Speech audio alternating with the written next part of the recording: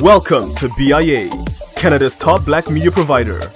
Whether you're looking for shows on fashion, art, music, or simple lifestyle, we bring you the best content the black community in Canada has to offer and so much more.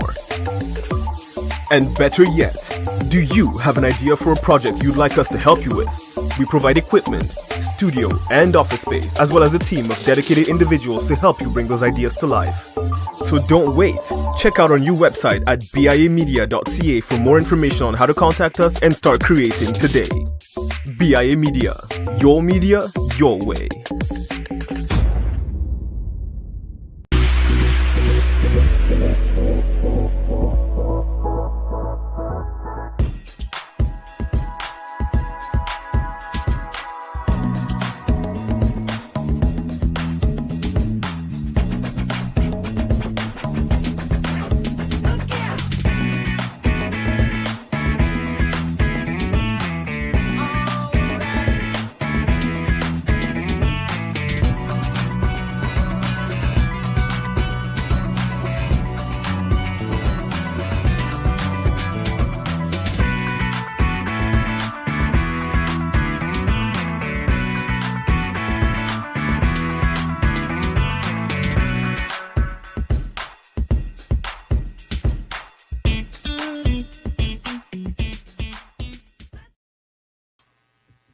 What is up, everybody? It's Dr. Vibe here, host and producer of the Dr. Vibe Show, the home of Epic Conversations, and I'm the host of Epic Conversations.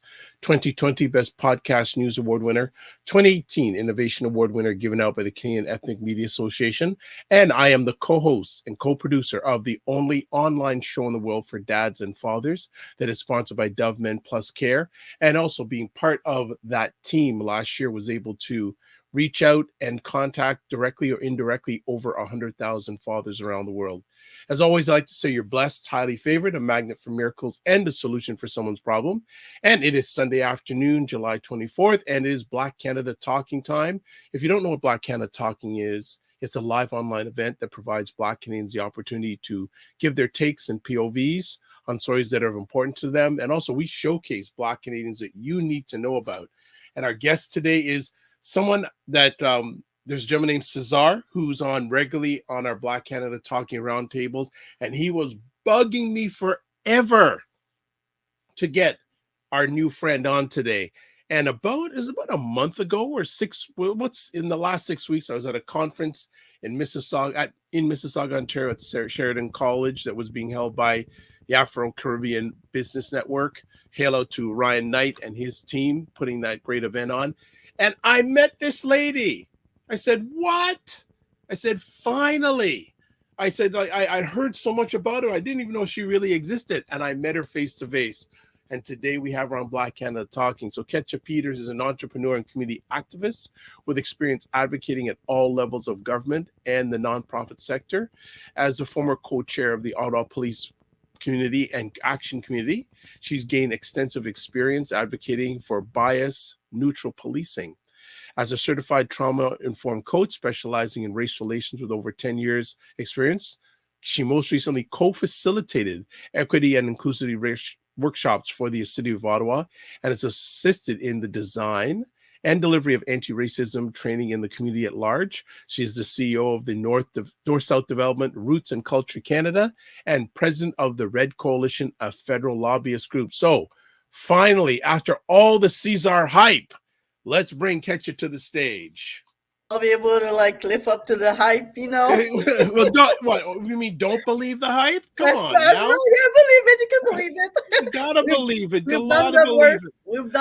We've done the work. I gotta say, when I saw you in Toronto, I always see you sitting down. I didn't realize how tall you were. What are you, 7 foot?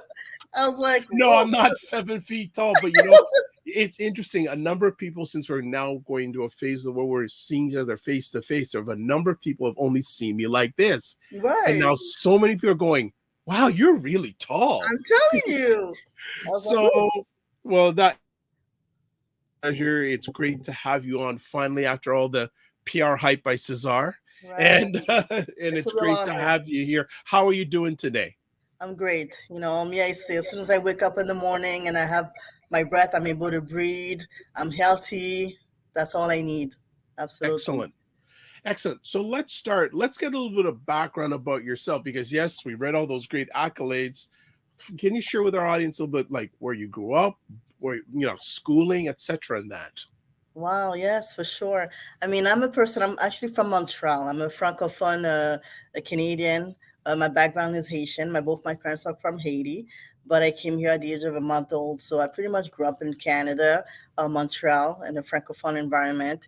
At some point as a teenager, I was sent to Haiti by my mom because she felt like I was probably going towards a negative path. I was hanging out with the wrong circle.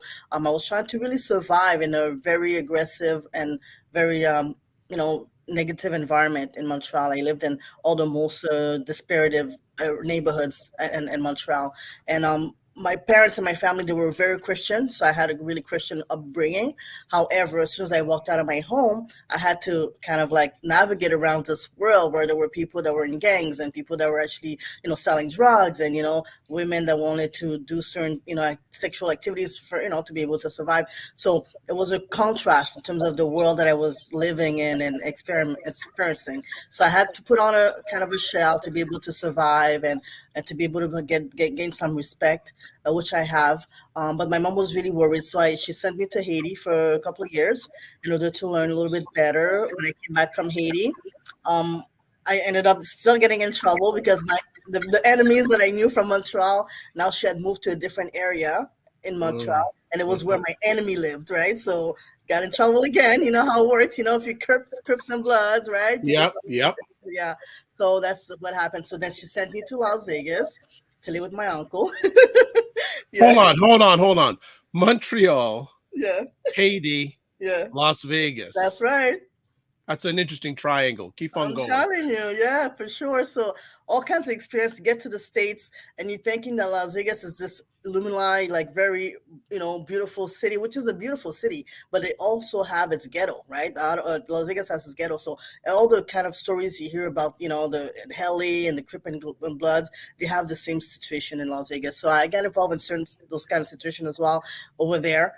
But anyway, so that lasted about a year and a half. Then I came back to Canada, and when I came back to Canada, I was about 16 years old, 16, 17. And I decided, you know what? I think that it's time for me to really take charge of my life. I mean, I was underage, yes, but I really felt that, the kind of life that I was living and the kind of people that I was around were not really reflecting of my capability. I knew that I had a certain capability. I had a positive outcome that I could provide to the world and share with the world. So I decided to do the work to be able to become the best person, the best version of myself. So I did that. I went back to school, finished my education and things like that. And I've always had this community connection, right? I've raised my younger sisters at some point. At the age of 18, 19 years old, my mom she was having some financial difficulties, so I had to take on the responsibility of raising my younger sisters. So I've always had this community responsibility where I felt like, you can't really do it alone. You need people around you as well to be successful in order to be able to move forward. So I've always had this community sense and this community mindset. So while I was in college and university, I've got involved in community work. I was the president of the student association. We created a Black student association as well. I was the PR person for that. So yeah, that's really how my community work started. It was in college. It was supposed to be just an idea that we had, a few people who felt that we could bring some diversity to the school and be the voice for the international students. So it was really a voluntary position, but from there, I think my journey really got crafted.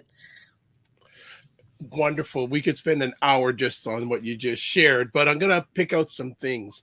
Uh, where do you get your energy from community? Was that came from you? Was it a member of the family? Where did that come from? How did that originate? Yeah. Well, apparently in Haiti, my family are like political. Like, from my understanding, my background is like a Maniga. So I have like the Manigan in Haiti. They were a prime minister. I think it was my great grand uncle was a prime minister of Haiti or president of Haiti. So we have that history. My mom is also always been involved in politics a little bit, community service as well. She was really involved in her church. a leader of a church. She was a missionary as well. She studied theology, so would want to travel all over the world, especially in Haiti, to help and give back. So I think it's a genetic thing a little bit. Now that I'm older, I'm realizing that's what it is in a bit. But so it's a drive that's within. It's a drive that's within that. I really have a hard time watching the news, watching TV, and seeing a problem and not be able to get up and try to do something about it. Right. So it's just a drive that really, you know, propelled me to act. Excellent. You were mentioning in a few moments ago that your life was not going down a good path. Right. I always like to ask my friends when they have situations like this, do you remember a moment or a few moments that it began to turn in the right direction? Was there an event or two? Absolutely. There was three exact events. Three. Okay. Yeah, I remember.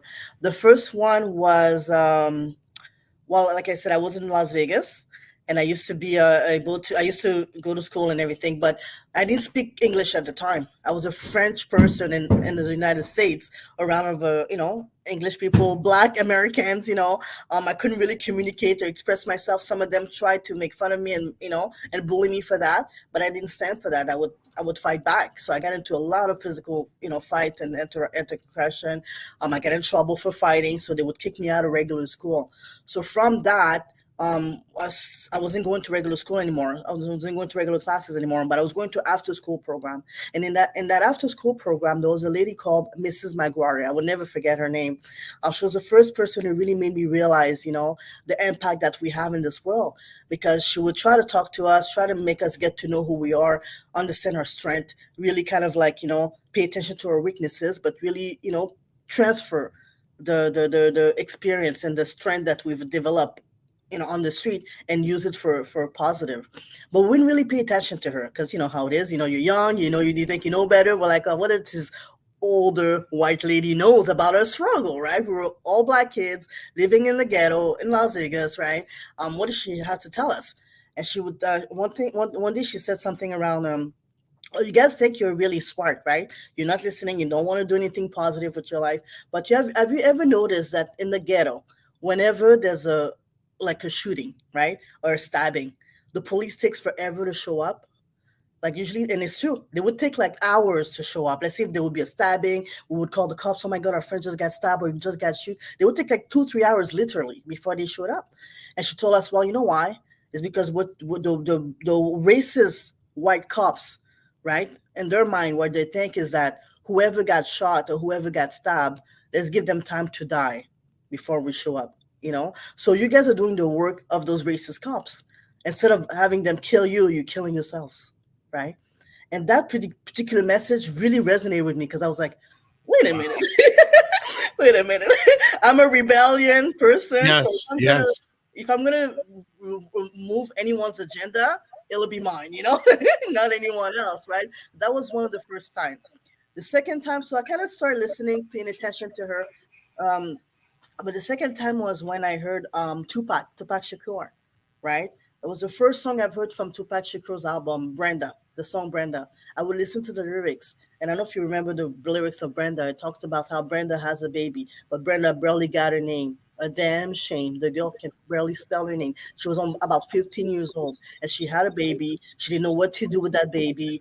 And she now it would have impacted her grandmother, because she was living with her grandmother. And now that her grandmother couldn't afford to take care of her and her baby, then it would impact, right, her family, and then the community, and then the society and the welfare system, and right. So all those chain effect of that one decision in her life, right? So all these little things that start creating like a sense of consciousness in my mind around how my action really start to trickle down of that effect of reactions, right? And Right.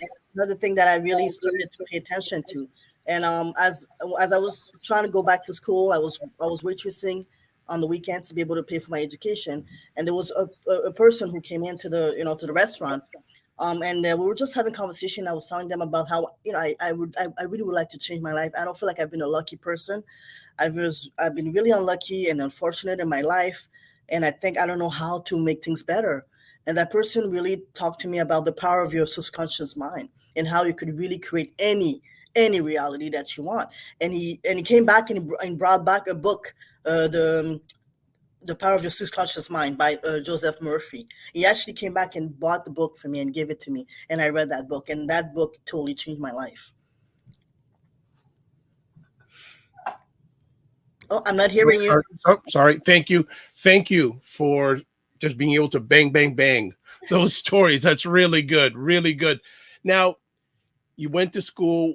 After you finished school, what was your journey? What was the next part of the journey? Because obviously you had this passion for social justice. You Yeah. went and got your education. What did you do after you graduated? Well, I was already working in community work, right? As I was a student, like I said, I became, one of the marketing, the PR representative of the Black Student Association at my school. So that started my community work, advocating for entrepreneur for international students, Yeah. advocating to bring like a reflection in the arts. The kind of artists we brought to the school, the kind of food that we serve in the school. We were advocating for those diverse tastes and diverse performance and arts. So that started my journey in that. But as soon as I came out of school and I graduated, I got recruited by Black History Ottawa. Black History Ottawa is a nonprofit organization in Ottawa, and that's what they do. They coordinate Black History Month, Yep. all the activities for Black History Month every year in Ottawa. So they recruited me as a secretary. That was my first nonprofit community, experience, like in an organized way, right? And from there, I was on their board for a few years, and from there, I would go to different community events, and even Ottawa Police would come to some of the events for Black History Month, and that's where they recruited me. They saw me. They told me that they had an opportunity for a position, a volunteer position, for someone to represent the Haitian community in Ottawa, so that we could bridge the gap to try to build that relationship between the police and the community. So I got recruited by them at the time, and from there, the rest is history. I became a member of the Compact, the Community and Police Action Committee. I was a member for about 10 years. My last 2 years, I was appointed chair, while co-chair of the committee. And and during that time, it was one of the most historical moments in Ottawa. A police officer was charged with the murder of one of a black Somali man in Ottawa. So that particular case was very high profile, and because I was willing to really share the challenges that the community policing committee was going throughout this whole process, and the media really gave me a platform to talk about these challenges and to talk about how we could move forward past that that traumatic event. That really raised my profile at that point. But I would say that in a nutshell, that was really my community journey. But I always wanted to be an entrepreneur, right? So while I was doing this work, I was also creating my own business. My sister had an agency. Actually, she was a recruiter. She was working for a recruiting company, and she quit she was director of a recruiting company. She quit her job and wanted to start a recruiting firm. So I became a partner. But I was still working. Like, I had a little job on the side. I had a job on campus. I had a job even at the government. When I finished, once I finished school, I started working in the government and doing a little bit of, a little bit of service there. But I had, we had, the business on the side, and I was doing the community work on the side. So all of this all together at the same time was really like the great combination. Well, so there's so many different avenues that we can go in. So I'm going to just land on one of them. A lot of people probably are not familiar with the challenges that Blacks have with the police in Ottawa. Right. So can you share from your lens some of the challenges and educate our audience worldwide about some of the challenges that Black Canadians have with the Ottawa police, and where do you feel the situation stands as we speak today? Right. So just to sum up, I don't know if it's only a Black Canadian Ottawa situation. I think it's a Yeah, national. but I want you to give it from your lens, the Ottawa Absolutely. lens. Yeah. From the Ottawa lens, I think that one of the biggest misconception is that Ottawa is a really quiet place, that there's no crime going on here. People are working for the government and then they go home at the end of the day, when really there's a really, really active, nightlife in Ottawa, very active. There are people, there are youth that are being trafficked, sex workers that are being forced into human trafficking almost every day. There are growing gang activity, in Ottawa, and it's really becoming disorganized. It's not like it used to be. Before, you would be able to identify the different groups. You would know the group, the Crips, and the Bloods, and then they would wear their collars. But now it seems like people are more individual. There's more of an individual interest that they're really honoring, and it's no longer about affiliation as much, right? So that's even more dangerous because it's hard to kind of pinpoint who's who and how to really detangle this whole situation. So Ottawa has a very lively, vibrant nightlife that people don't are aware of. Most people go to bed at night thinking that everything's great, but there's a lot of challenges that needs to be handled and tackled, and we don't really pay attention to it. There's only a small percentage of the population in Ottawa that actually pays attention to these issues, and that's, to me, one of the biggest misconception in Ottawa. So being able to build that trust is very vital, because the Ottawa Police Service has, a group of police officers. Many of them are great officers. Like, many of them are still my friends today. Many of them are great people. They're like me and you, right? Some of them are funny. Some of them are, or like, comedians. Some of them are like, they have very a community heart. Like, it's really, they're very diverse. So they don't all have the same type of personality or the same mindset. Some of them are business people. They have their own business on the side, right? So it's a very diverse organization. But the one that has that community lens, that community mindset, don't seem to thrive within the service. That's what I've seen as the biggest challenge. It seems like it's been the command and control approach that's been rewarded over the years. And that's what I've been fighting for, is to be able to change that corporate culture, right? To really reward the people that are taking the time to play basketball with the youth, and to respect them, right? Because there's an aspect of the police officers who take the time to do these things, or don't seem to have that same level of respect within the ranks when it comes to the service. So that's the kind of messaging and advocacy we've been doing, is to be able to change that culture and that mindset. Okay. You also have a lot of experience in equity, diversity, and inclusion. And I, even just up to a few hours ago, I was having a conversation with a lady that was part of an organization and been doing work with this. And her challenge was to me that all these companies are making, quote, pledges, unquote, but we're not seeing action. Okay. We're not seeing action. So I'd like, again, to get from your lens, where do you feel the EDI movement stands at this time? Because, again, it really started going, unfortunately, because of George Floyd's death. And are we seeing results, and are we seeing enough results so far since Absolutely. they've given their pledges? Absolutely. You want to go there, right, Dr. Val? You Right? want to go there? I want to go there. All right, Yes. all right, all right. So yes, as a diversity consultant, for sure. Me personally, because I've been in this line of work for so long, that I remember the days when people would not, like, they would totally dismiss us when we said that, okay, you guys need to have some kind of training to understand the culture, to understand the Black experience, the lived experience of people living with the LGBTQ community, right? You need to really understand the lived experience and create a safe space for them in the workplace. When we would try to sell those ideas, people looked at us like, get the hell out of here, right? So I remember those days where we would have to show up in those organizations and really do it for free, just because we believed in the cause. There would be some issues going on. A Black or employee, or some Black employees would feel like they were being discriminated against, or they were being literally, um, harassed, right? Microaggression and all of that in the workplace.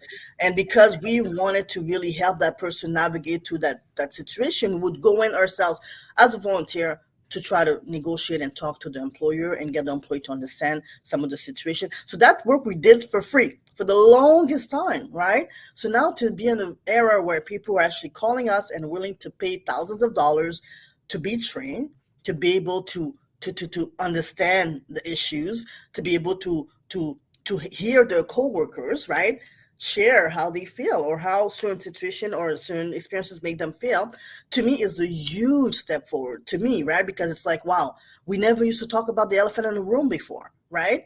And you would actually have black people, black employees who would say, no, we love it here. We love this organization, right? They would actually contradict us. When I would come in as a consultant and trying to really to to to showcase, the problems that they had in their culture, some of the black employees would be really afraid to even to support, those accusations, really, right? So it was really difficult. It was really difficult for us to even get people to talk about it, right? So to see people are talking about it today, they're naming it, they're, and then and they're dealing with their fragility, right? Whichever way you want to, deal with it, right? Some people, they deal with it by not wanting to discuss it, but now that we know that a lot of people, they feel fragile, and they had to look at the history of our country, look at the history of their ancestors, to look at the privilege that they have today, and to understand that it was unearned, right? Some of that privilege was unearned, and to be able to decide to make a decision to do something about it. So you'll see some individual actions that some people, some white people, white allies, are taking upon themselves to personally, right, contribute to opening the doors for black individuals, or people with, living with like a physical disability, or people being a LGBTQ, from the LGBTQ community, right? So you'll see people, some people that are taking a personal pledge based on action to be able to make a difference. But as a corporation in general, what I'm seeing is, yeah, a lot of performance, right? Like in general, right? You'll have leaders that are taking the training. They'll know the vocabulary, they'll know the terms, they know the terminologies, they know what to say. But as soon as they turn around and they're done with that training, or they're done making that statement, the public statement on social media, they go back and their action and their behavior is exactly the same as it was before, right? They continue to oppress black employees. They continue to keep them from advancing. They continue to imbalancing their evaluation performance and things like that. So that's where we see the problem, is that, the hypocrisy a little bit, that goes on. Well, you went in there real good. I'm proud of you. Yeah, you want to so, know it? so then what should be the next? Okay, so what should be the next steps for, in your mind, the corporations, and what should be our next steps when it comes to EDI? I mean, I think I like EDI. I mean, the real work, the people that are willing to talk about, racism, oppression. I think we have to continue doing that. We have to continue giving a space to black employees to share their feelings. All right, and I've seen a real impact in that, because I've seen white employees say, "Oh wow, I never knew." Like, honestly, some of them are literally were clueless. You know what I mean? Literally, they had no idea. So I think there's a value to that, in that. And then for black people to be able to, like, lift off, let their shoulder, the burden, let everyone off their own shoulders, because it seems like we were the only one having to put on that mask, going to work, and having to pretend that, we only have our hair straight because we want to blend in and look like the ideology of the white, beauty, the standard of beauty, when really, we may have wanted to wear dreadlocks, right? Right, that could have been our preference in terms of culture identity, but we've always had that question in the back of our mind: am I gonna get the promotion if I have my dreads? If I wear dreads, am I gonna be taken seriously? Am I, so these questions now, or we're tackling them, right? These issues we're tackling. So now the employers are saying that, okay, wow, okay, so these little microaggression around our hair, around, the way we talk, around, you know what I mean, even our style, like having to wear African clothing to, corporate organization, doesn't have to be unprofessional. Yeah, you could wear your culture, your outfit, your African outfit, and it's still perceived as being professional, right? So now that we're having these conversations and making them aware that it's an identity, it's an expression of our identity, and we shouldn't measure the standard of professionalism based on, European standards, then I think that these conversations are making a certain level of difference, right? So those training are good. I like them to continue, but it has to be even further. What I like to see is executives of corporation that are sponsoring EDI. They're not just they're not just promoting it, they're not just champion, but they have to be co-sponsors, and they have to be, there's another term for it as well, co-conspirators at the end of the day. Mhm. Co-conspirators, meaning at the end, one of the most critical action that I've seen from a white person was when they were given an opportunity. So their director Mhm. give them an acting position. So they took the acting position so they got some experience in that field, in the whatever level field. And then after that, maybe a few months later, the director said, "Well, you know what? I would like to give you this opportunity for you to get the promotion." Huh. And that person said right away, said, "Well, okay, I appreciate the opportunity, but honestly, so and so has had this experience, this black employee, for over 5 years now.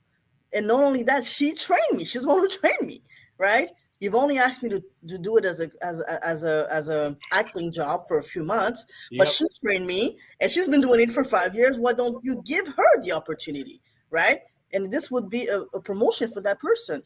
And they let go that promotion and they advocated for someone that they knew and everybody else knew was way better, right, qualified for the position. So that's where I see certain actions that individuals are making that are absolutely powerful, and I encourage it. And that's really what I like to see more. Is really co-conspirators of this equity and diversity and inclusivity, journey.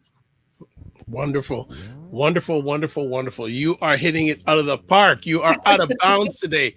So let's transition on this part of the conversation about blacks and trauma, which has become so much of an amplified conversation, not only during the pandemic, but post pandemic. Can you Right. share your thoughts in regards to blacks and trauma as we sit today? Yes, I mean the first thought that I could really share is really the fact that we have not considered that we may be traumatized.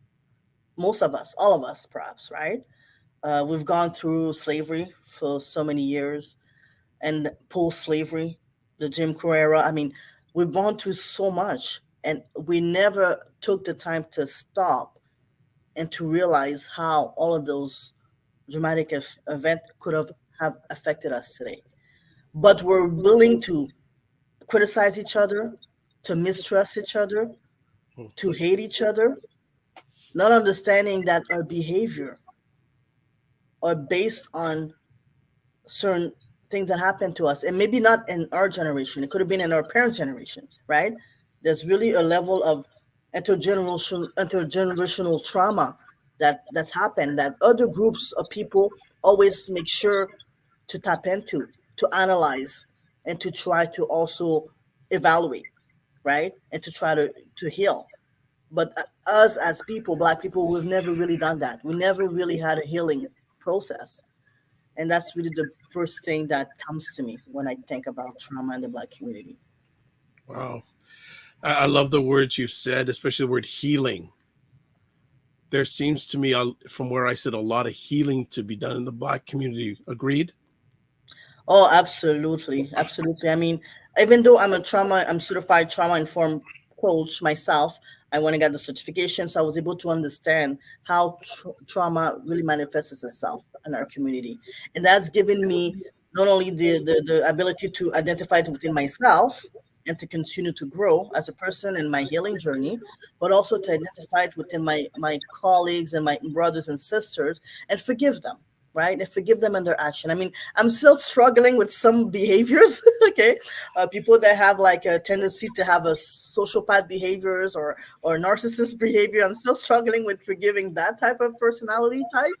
But other than that, I'm really starting to really open my heart to forgive, people's action, because I really understand that it's really not. Sometimes it's not conscious, like it's an unconscious behavior that they probably don't realize that they're committing. That's fantastic. I've mentioned this periodically through my conversations over the years. A very close associate of mine, about 3 or 4 years ago, said, "Dr. Vibe, every black person needs a therapist." Oh yeah, for Do sure. you agree? Do you agree with that? Absolutely. Not only a therapist, but a trauma, somebody that actually understands our experiences, what it's like to live in our skin, to understand what are the experiences that because it could be something really simple, right? When we have exaggerated starter responses, right? We tend to, every little thing really cause us to be fragile could be anything. It could be like I'm super busy.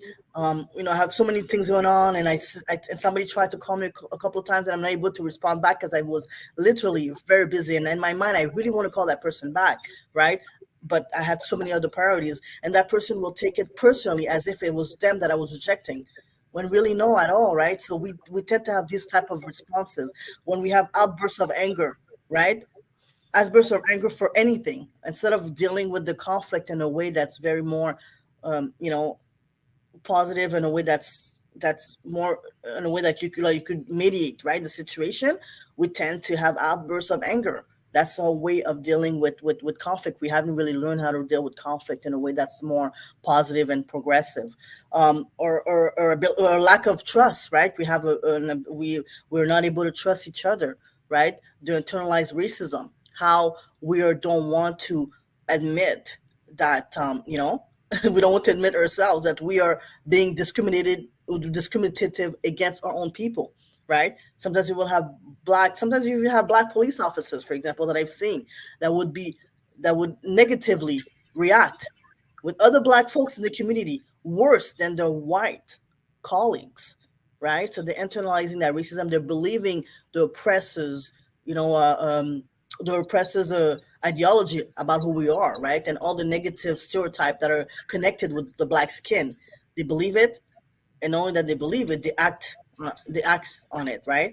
So all these kind of things, the difficulty sleeping at night, Mhm. staying asleep, smoking weed and drinking like in the middle of the week all the time. We think it's just a social activity to do, but it's not normal to need to numb yourself all the time, to need to be Yeah. smoking weed and being high all the time, even though you're a functional, drug person. You're able to take, to be high and to drink, and you're able to go to work and then do your thing. But still, why do you feel like you need to always have some substance, right? So these are all the questions we need to ask ourselves to be able to evaluate the situation and the condition that we're in. All right. Shout out to Tim Frey, supporter of the Dr. Vibe Show, and also shout out to Dr. Tachi, who hosts the livest online program about Hey, media. Tim. Yeah, yes, you know Tim. Oh, yeah. Yes, did you hit him meet for the first time at that event? Yes. Yes. Wonderful, Wonderful. wonderful. Well, we need more brothers like that, man. I'm telling you. I tell you. Yes. Good people, good people. And Dr. Tachi from Florida, who hosts a great online show called Mediascope, which is the best thing out there that covers media, tech, and pop culture on Wednesday afternoons on Instagram, 5 p.m. Eastern Time, and at 6 p.m. Eastern Time. She goes on Facebook Live, YouTube, a whole bunch of other platforms, and even on a gospel station too in the Caribbean. So hail up, Dr. Tachi. Great to have you here. And again, if you're watching this live, you have any questions or comments, please feel free to share. How has, okay, let's take a look at this in regards to Blacks and trauma. From your lens, Blacks and trauma before the pandemic, Blacks and trauma during the pandemic, and Blacks and trauma, we're not fully out of the pandemic, but we're not as full as we used to be. How have you seen that situation change, good, bad, or not so, over the last 2.5 years? Well, first of all, I think that the pandemic really exposed the wealth disparity, right, in our society. So I think that the way Black people who live in poverty experience COVID would have been different than the way, like, middle class or higher middle class Black folks experience COVID. So I think COVID was very really showcase how much being able to have a certain financial stability or financial outcome really plays into the way COVID is the way you tackled COVID, first of all. So so to me, I see it more that way. I don't see it too much as a, so because we were already in the lower income brackets, so we were impacted more by COVID, definitely. So in that sense, for sure. But like I said, I truly believe from my observation that COVID mostly impacted people who lived mostly in poverty, who didn't have too many options.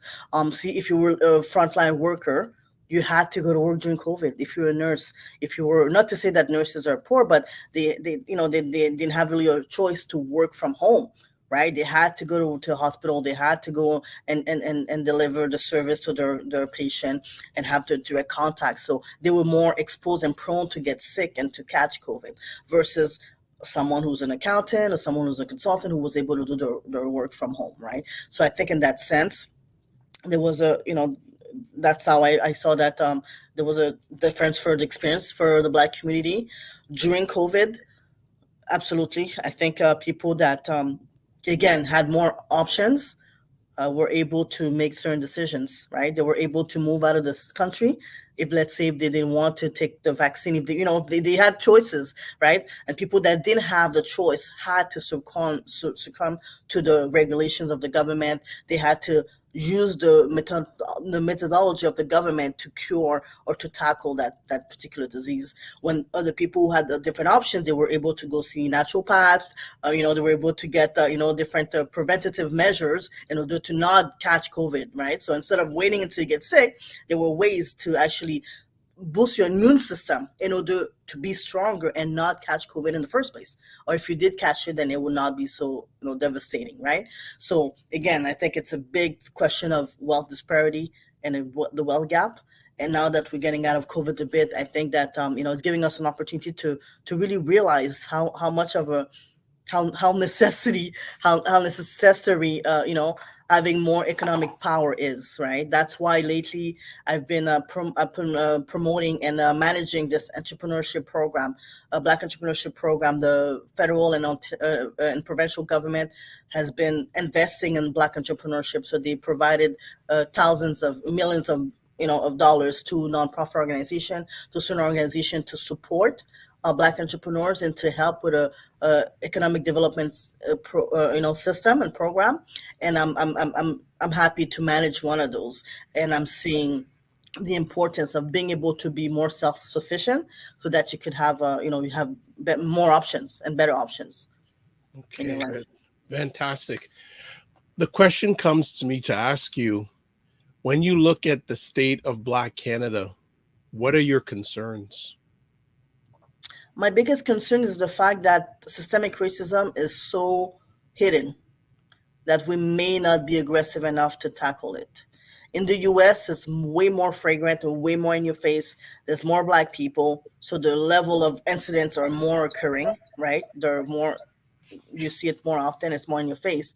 But here in Canada, we're such a polite society, right? And we don't really express our truth, and we don't like to have certain conversations.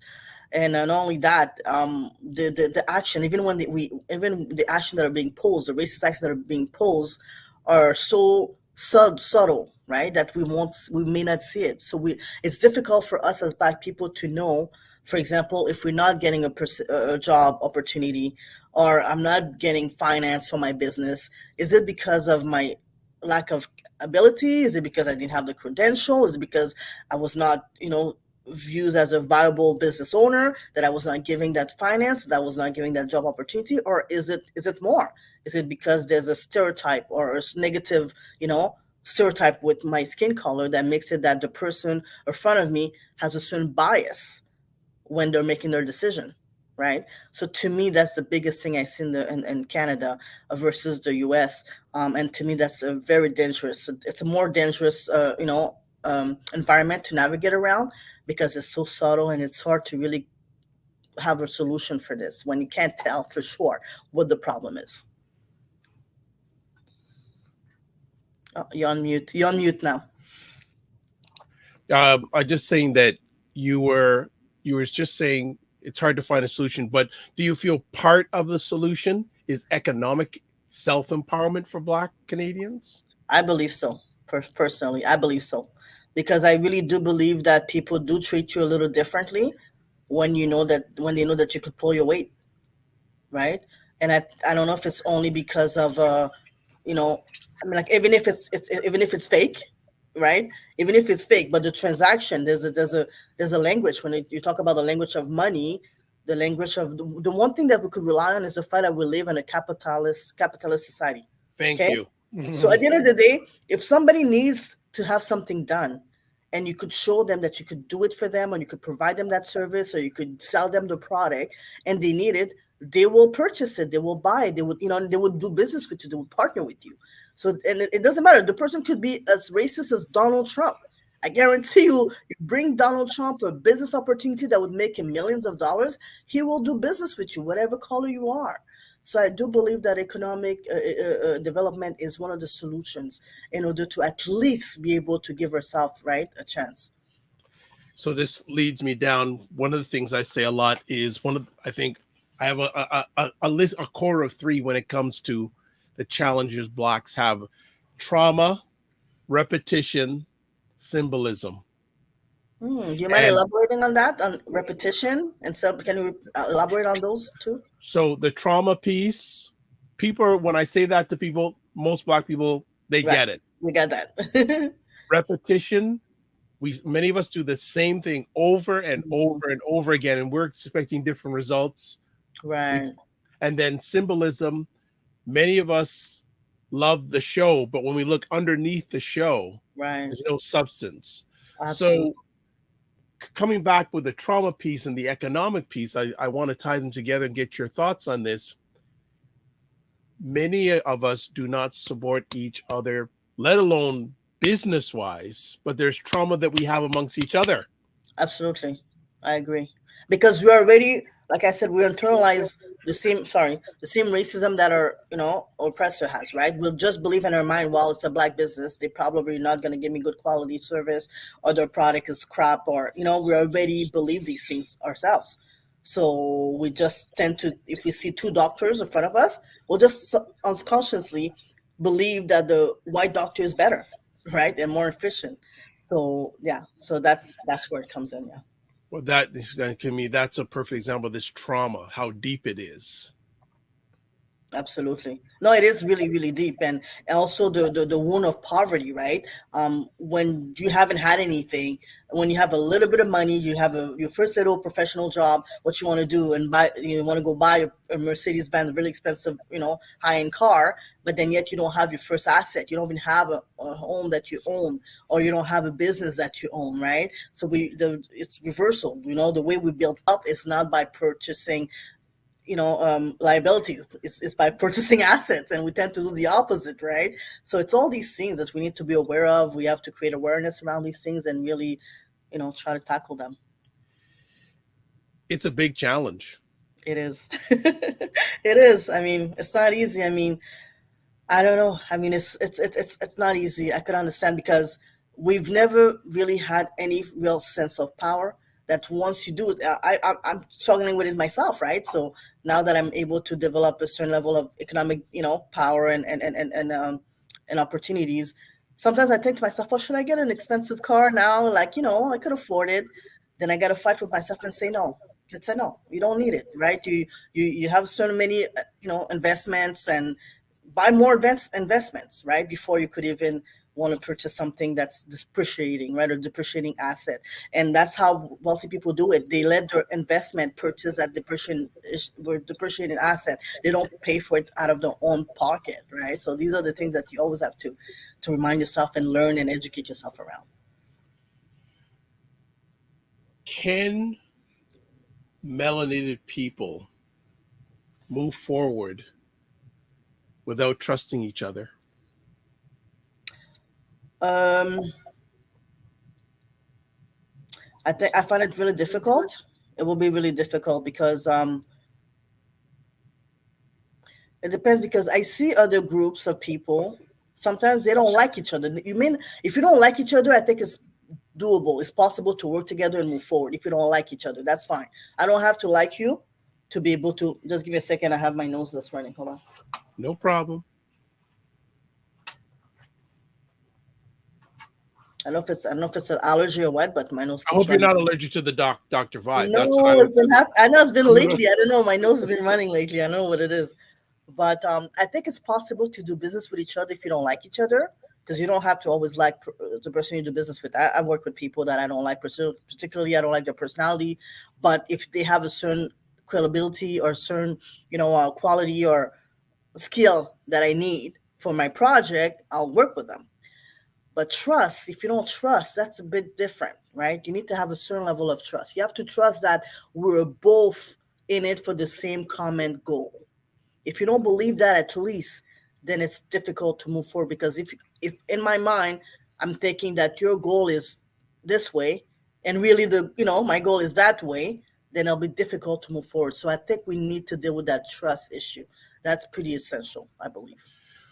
You help a lot of youth. What are you hearing from them, and what do they need? What do Black youth need at this time in our journey? But what I hear is that, like, our parents, nobody's left anything for us. So what do you expect us to do? We're trying to do the best that we can with what we have, right? And they're navigating in a new world where, they have the technology, they have the cell phones and everything, right? And their parents are not understanding that it's a new economy, right? They don't need to go work for someone else anymore, right? They want to be their own, their own, Boss. yeah, their own bosses, right? They want to be their own Yeah. boss, and their parents are not supporting them with that idea, because they see it as it's on a secure pathway, right? So they don't have the support of their parents, and their parents didn't leave them anything to build from. So that's where there's a huge clash that comes in, right? So that's one of the biggest things I see. So that brings up the whole conversation of generational wealth. Absolutely. That makes a whole different, for sure.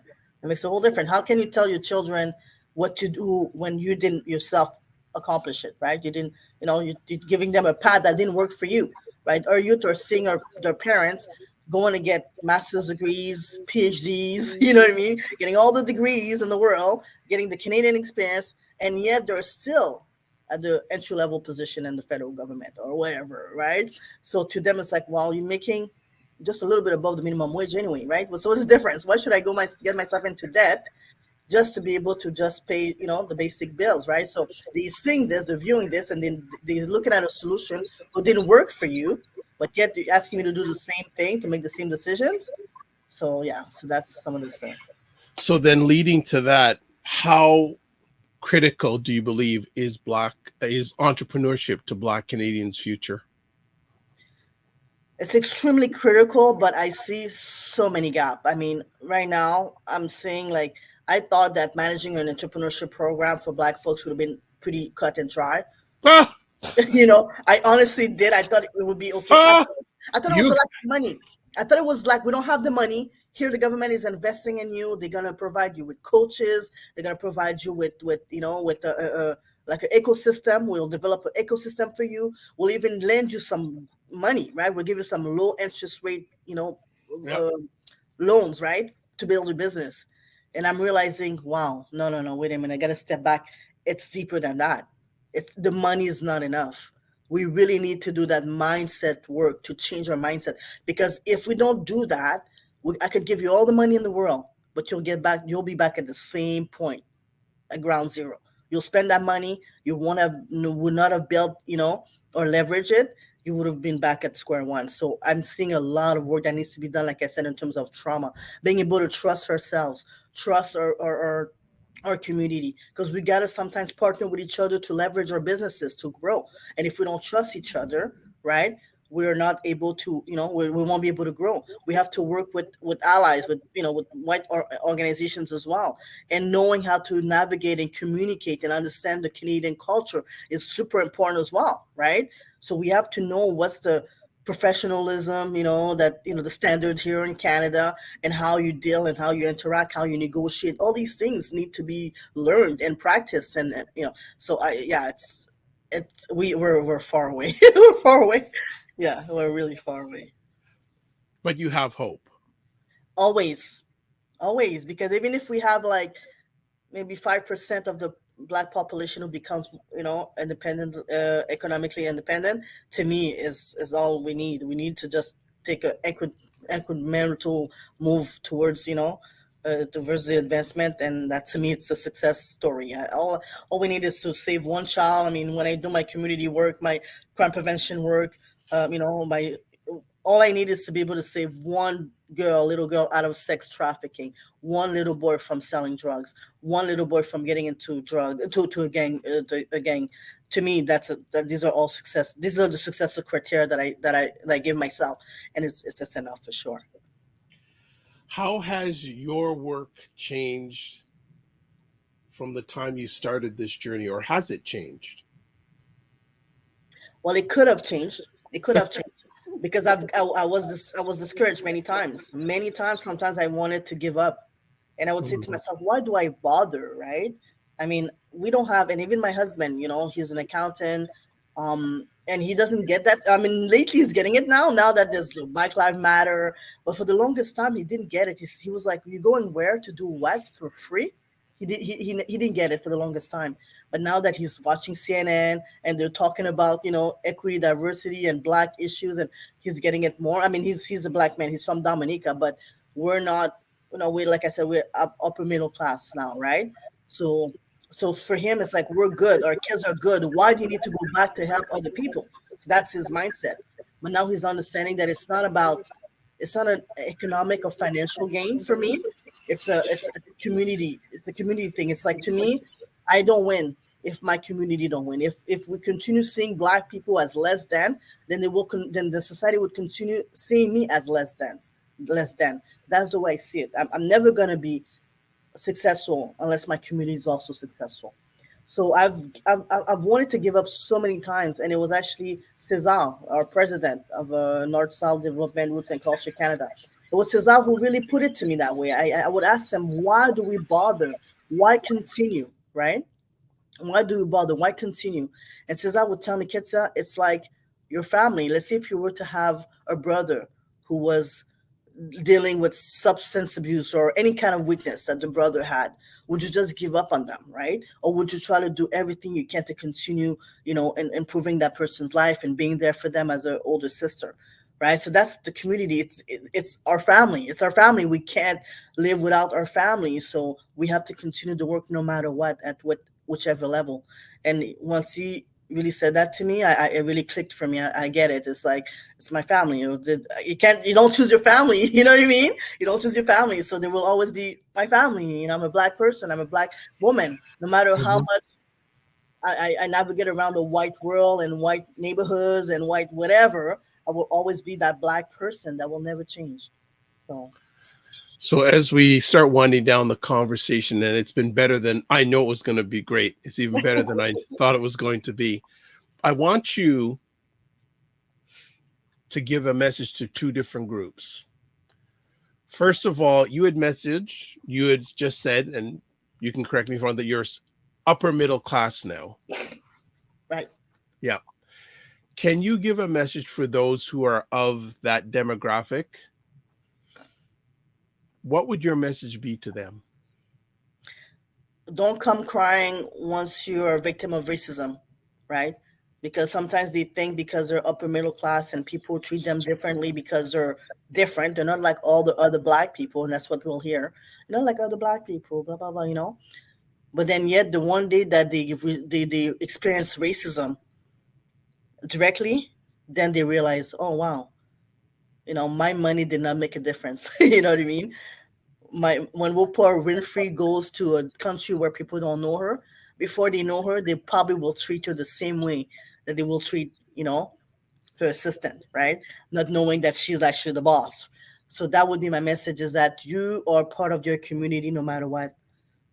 You will always be, no matter how much they tell you that you're different, they will always see your color. We cannot pretend that we don't see color. That's not a true statement. So my message would be to be patient, right? To understand the different experience and the journey where everybody's in, and to really have a community mindset. Even if you don't want to do community work, you don't want to be engaged as much in the community as I am, for example, or some of us are, but at least invest or go to a bad business, and just be conscious about how you spend your money, be conscious about how you contribute to your community, and be conscious about raising children that are community conscious, that understand who they are, who rooted in their history, who knows where they come from, right? For them not to have a pride just based on the fact that they're different from other white black people. No, they should have a pride, a sense of pride, because we have a rich, wonderful history and we're a wonderful people. These things were just taken away from us. Our accomplishments were erased from history. That's why now, if you talk to anyone today, they'll just think that we don't have any real culture, or we didn't contribute to society, but we did. So make sure that your children know those history and they understand who they are as individuals. And I've done this work. I've done it just today before I came into this interview. I called one of my neighbors, and she's also a black woman. Her family's black, and they did very well. They have a multi-million dollar business. And I remember when I first met her, and she met who I was, and she goes, "You do community work, advocating? Oh wow, I don't get it. You know why? You know?" And she's like, "I never experienced racism." She said that to me. I'm like, "That's impossible." If you're a black person in the society with all the negative connotation and negative, messaging we're hearing in the media and everywhere about black skin, there's no way. So anyway, that's what she had said to me originally. But many times during her friendship, she'd give me when I would give her an example. For example, oh yeah, I'm realizing that some black entrepreneur, they don't want to put their picture on their website because they're afraid that their client will discriminate against them and won't even give them a chance and purchase their product. And she said to me, "Oh my God, the same thing for me. Me too. I didn't want to put my picture on the website." So anyway, so little things that were coming out little by little where I've realized, no, really, the experience was similar for you. It's just that you didn't see the impact as much because of your economic situation. So anyway, so being around me has really helped her. She admitted it to me today, to really teach her children about their root and who they are, and knowing that they are great people, right? That we are great people, and not to isolate them and not let others make, like, cast them out of our caste system, because we all, Yep. society is based on a caste system, okay, whether we like it or not. And not because they try to temporarily take you out of that caste system doesn't mean that you're not part of that caste system. So be proud of your caste system and your caste group, and just be rooted in your truth and who you are. And she's been doing that, and I like to think that I could take credit for that. Good.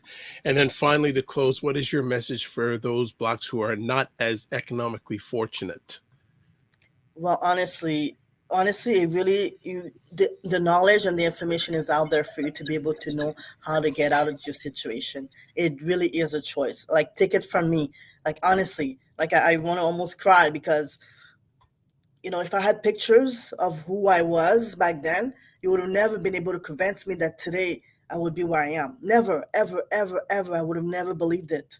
It was not even in my radar. I didn't even know what it looked like. I didn't have any model, right? But then I went and got modeled through books and through seminars, right? And through, and even negotiating with people. The first investment that I wanted to purchase, I offered the builder to work for him as a secretary for free, just so I could learn, how he runs his business, how does he make decision on purchasing properties and things like that. Like, who's gonna say no to that? You know what I mean? I get a free secretary. She's gonna file my paperwork for me and then answer my calls and everything. Sure.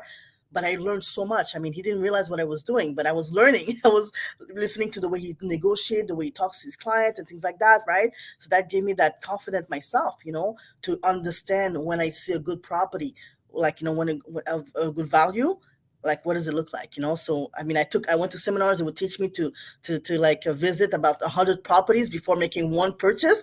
But I think I didn't have to do that because I saw the, firsthand how properties are evaluated and how, so anyway, so there's so many different ways that you could get yourself out of your environment. And the first step is to get yourself out of your environment. You cannot be with the same people at the same places, doing the same things and expecting different results. So you have to, the first step is to leave your environment. So the fact that I was able to move from Las Vegas to Montreal, whatever, you know what I mean? I was not stuck with the same people. So it was an opportunity for me when I moved to Ottawa to start from scratch, to start fresh. And that's what I did. So I started fresh and I changed my mindset and I went and got the knowledge to be able to take action. That would be my message.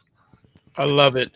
As I share with a lot of people, where the mind goes, the person follows. Absolutely. So You if you say that want all the to, time. another way to say that is, if your life's a mess, it's probably because your mind's a mess. That's right. I love it. It rhymes. It rhymes.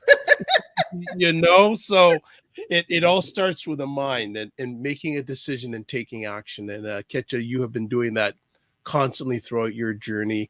And I'd like to say thank you so much for sharing your time with us today, for all you have done, all you are doing, and all you will be doing. And I think you may need to do a documentary one day. I think there's a documentary in your story. You think? I think there's so many stories like that. The rag to riches stories. There's so many of them. But we need to see more of those of people that look like us. I guess so. I hear you. Because I people like yourself, and some people say I do. I don't know if I do. But we provide a number of people who look like us hope.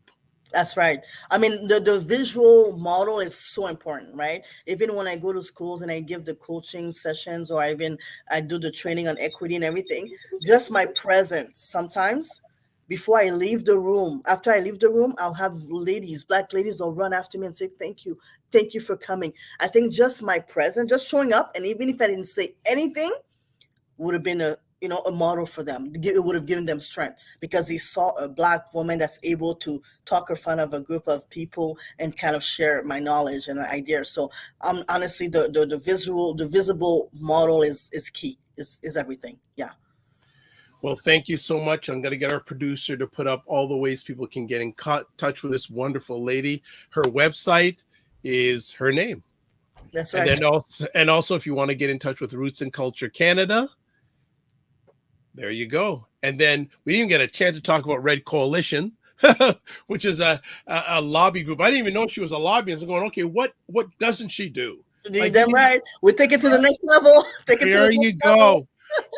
So those are the different ways you can get in contact with her or find out the great stuff that she and her team, her community is doing. So I'd like to say thank you so much. Look forward to seeing you again. Again, for sure. I loved it. I had a great time. And don't be afraid to reach out if there's anything we can potentially help you with. All right. Always. Thank you so much for the invitation. I respect you so much. The work that you do with young men, honestly, it's needed. Our young men are so vulnerable, and us women, we need to give them a little break, because it's harder for them, honestly. But I know sometimes Black women, we're not as patient, and we just want to, the package to be already ready. So thank you for helping that package be ready for the Black women. I appreciate that. Thank you. I do it for the Black family. So when I help a Black man, no matter what age, it helps the Black family, not only that family, but the worldwide family. So thank you so much. Have a great day. Take care. Well, everybody, another episode of Black Canada Talking. Thank you so much for taking the time to watch.